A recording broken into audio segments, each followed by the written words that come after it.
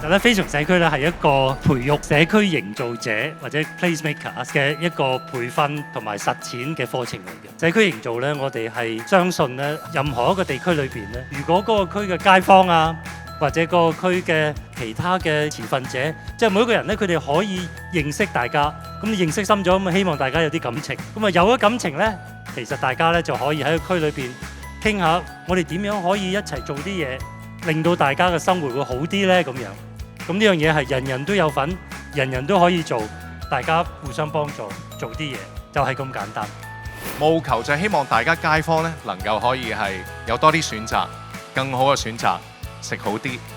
買多啲，亦都希望咧可以透過咧更多嘅單位咧一齊發掘多啲喺我哋樂華呢度啦，觀塘區嘅有特色嘅飛翔社區。其中一樣嘢咧，希望可以咧大家係將香港嘅鄰里嘅關係咧提升翻呢一類型嘅正能量。其實香港有好多可能性，有好多硬件，點樣嘅活動先可以令呢啲硬件呢活起來？12年都仲係好年輕啊，應該仲有幾十年呢可以延續落去，令到香港嘅每一個角落、每一個公共空間咧，都能夠發揮得更好。我哋亦都鼓勵咗我哋咧，一路喺我哋未來嘅屋邨咧，都會繼續去用咁嘅方法去創造更好嘅空間。社區係要營造，係要構建嘅。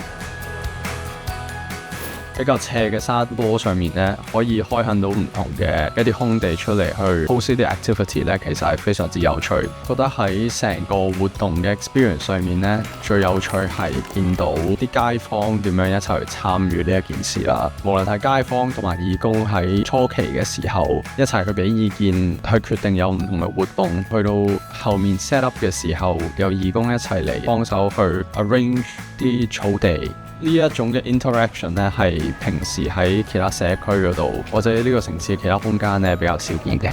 咁我主要設計嘅部分咧有 community map 啦，亦都有 reception 啦，同埋 wayfinding 嘅一啲 design 啊，甚至一啲 planning 嘅部分。其實香港嘅公屋邨咧有好多唔同嘅，除咗打卡位之外啦，其實佢嘅人情味啊，甚至街坊味咧都係好濃厚嘅。咁所以透過呢個活動咧，可以了解到原來喺屋邨裏面啦，人同公共空間點樣去 connect。菜籃應該係大家都好平常、好意見嘅嘢。我哋就用菜籃設計咗一個 reception， 嗰啲拖把、嗰啲掃把都係可以做一啲大家熟悉，但係用唔同嘅東西俾大家一齊睇。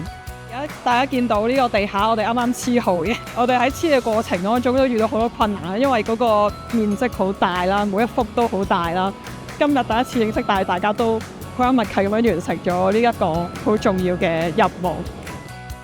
本身對樂華邨嘅印象係冇乜嘅，咁但係經過咗今次之後，發現原來樂華北邨或者成個樂華邨都有好多好特別嘅建築設計啦，同埋佢個成個嘅社區設計同埋佢有啲中庭嘅 design 咧，都會令到人可以好凝聚到個社區咯。樂華邨係一個好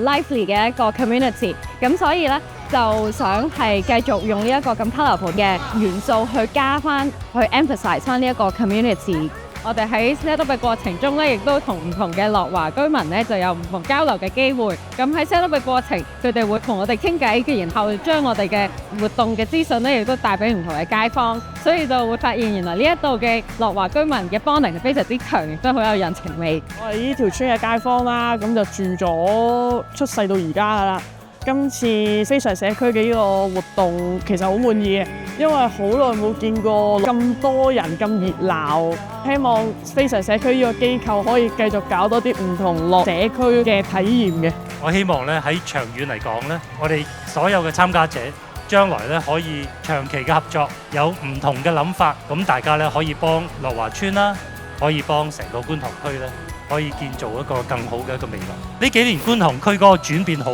快。好大，有新嘅亦都有舊嘅離開。但係無論係新嘅入嚟觀塘嘅，或者留返喺度嘅居民，又或者我哋嘅回憶，我相信咧，只要大家可以多啲互相了解，大家互相合作，成個觀塘區、成個樂華邨咧，嗰個未來咧，一定係會更好更好。